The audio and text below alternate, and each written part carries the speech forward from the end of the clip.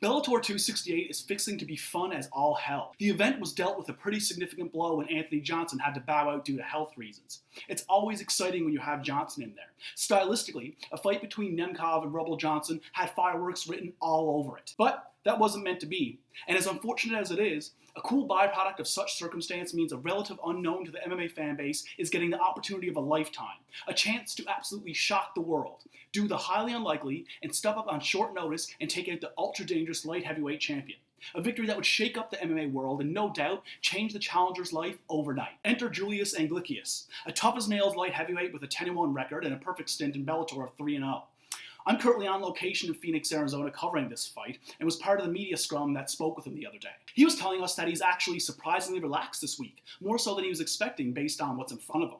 And he's a guy that's pretty generally upfront about his feelings and confidence going into a fight, having no qualms about being forthcoming when having doubts, should they be present. He said that the media obligations are actually making him feel more comfortable, helping him with not being consumed about thinking about the fight all week. And the thing is, although the odds are slim on paper, you always have to be ready for that major upset. Anybody who follows the sport knows it's crazy and absolutely anything can happen. It's just when you think that an outcome of a fight is a foregone conclusion that the MMA gods come and put you right in your place. With that being said, having to step in there with Nemkov is a very tall order for any light heavyweight on the planet, including the elite. Much less someone like Anglikius who's never fought 5 rounds in his life. Never mind a contest with this kind of attention on it, but with big risk comes big reward. What more can you say about Nemkov? The guy is the protege of Fedor, and he represents that distinction very well by being a straight killer, just like his mentor is. He's very well-rounded, dangerous in all areas, and is supremely focused. Even just getting a look at him during the open workouts, you could tell he's built differently, both mentally and physically. The guy is just unflappable. It's like he's designed to fight and wreck whatever lays in his path. From the outside looking in, you have to think he's just licking his chops when he's looking at his opponent and the circumstances surrounding it. It's tailor-made to be a quick night for the light heavyweight champion.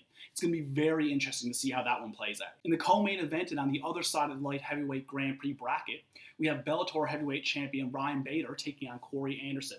A very interesting affair between two very experienced fighters, both who have a ton of experience competing against the absolute best the light heavyweight division has to offer. I'm not really sure what to make of this fight in terms of how it'll go. You have Anderson with the wrestling credentials and the pedigree to ground just about anybody in the world, all while riding the momentum of getting his Bellator career off to a great start, with his first 2 wins coming by way of a finish. On the other hand, you got Ryan Bader, who hits impossibly hard. Just the ability to lamp absolutely anybody he manages to clip. The guy is a serious threat no matter what round it is, a fighter that you cannot get complacent against for a second. Not that Anderson is one to get complacent, but when the fight is upright, he does get hit. But I do believe it's a fight that's very hard to pick and it could go any number of ways. One thing I do know for certain is that here at Fight Week, both seem to be as relaxed and as confident as can be. It no doubt comes with the experience they both possess. It's hard to say what's going to happen once Bader and Anderson collide. But one thing we all know for certain is that the winner advances to the Grand Prix final versus the winner of Nemkov and Anglikius. Admittedly, I was tempted to say that the winner advances to take on Nemkov in the final, because it's true, Anglikius has the odds heavily stacked against him, against one of the most dangerous light heavyweights on the planet.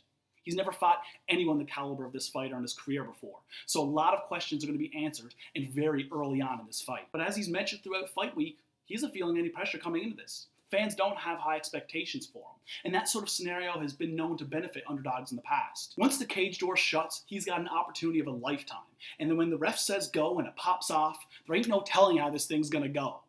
It's the benefit of having a relatively unknown stepping into a championship fight like this. We are going to miss Rumble Johnson this weekend, but there's something about the circumstances surrounding the Bellator 268 main event that gives me this sneaking suspicion that we are in for one hell of a show.